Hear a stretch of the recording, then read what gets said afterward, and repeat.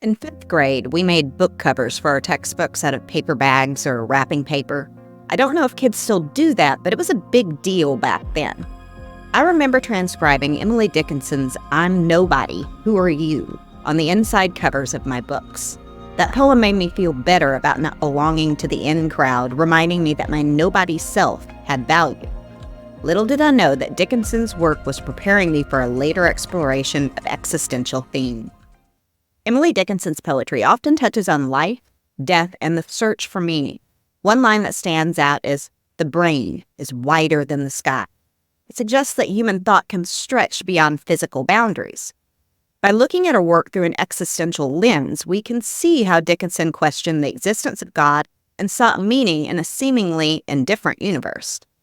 Existentialism is a philosophy that highlights individual freedom, choice, and existence. Thinkers like Soren Kierkegaard, Friedrich Nietzsche, and Jean-Paul Sartre, they explored these ideas, wondering about the meaning of life and our role in creating purpose. This philosophical approach often appears in literature, showing characters' struggles with identity, purpose, and isolation. Now, strong religious beliefs surrounded Emily Dickinson in 19th century America. Despite this, her letters and poems reveal her doubts and questions about faith and the afterlife.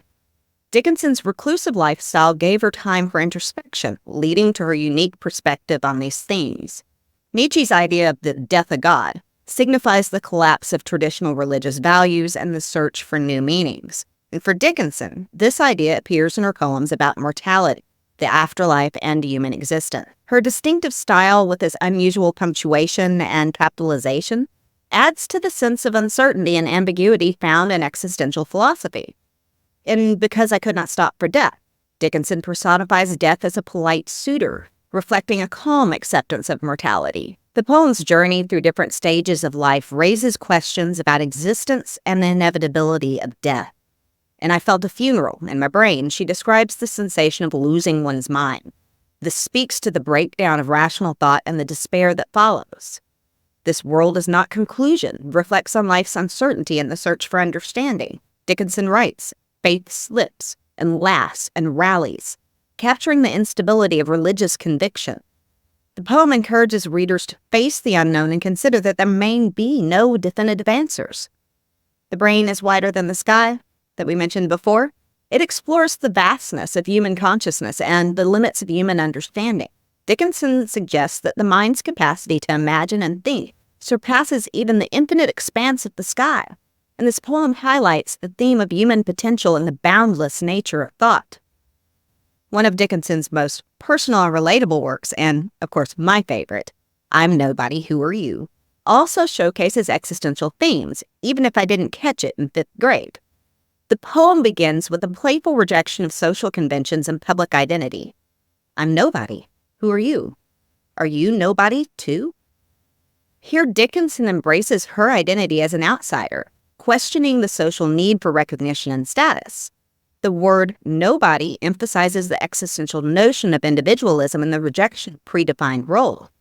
By identifying as nobody, Dickinson's narrator defies the pressures to conform and celebrates the freedom to define oneself outside external expectations. The second stanza continues with, "How dreary to be somebody, how public, like a frog, to tell one's name the livelong June to an admiring bog." Dickinson critiques the emptiness of fame and public life, likening it to a frog croaking in a bog. This metaphor highlights the absurdity of seeking validation from others, and it echoes existentialist themes of authenticity and the struggle to live a genuine life.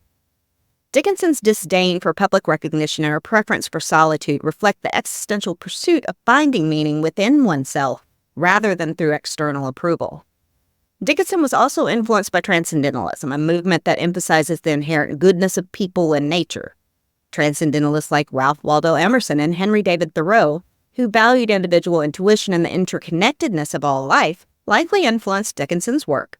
And while transcendentalism is more optimistic, Dickinson's poetry often reflects a more questioning nature.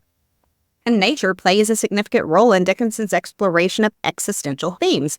She uses natural imagery as a metaphor for life, death, and the passage of time. And in her poems, nature is a source of comfort and a reminder of the inevitable cycle of life and death, highlighting the tension between connection and isolation. Dickinson's use of imagery and symbolism is key to her exploration of existential themes. Her poems contain references to light and dark, life and death, and the physical and metaphysical.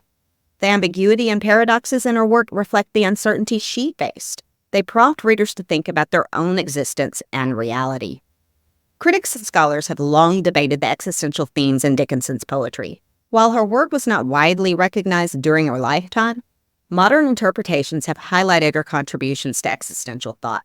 So, Emily Dickinson's poetry offers a rich exploration of existential themes and the concept of the death of God, among many others.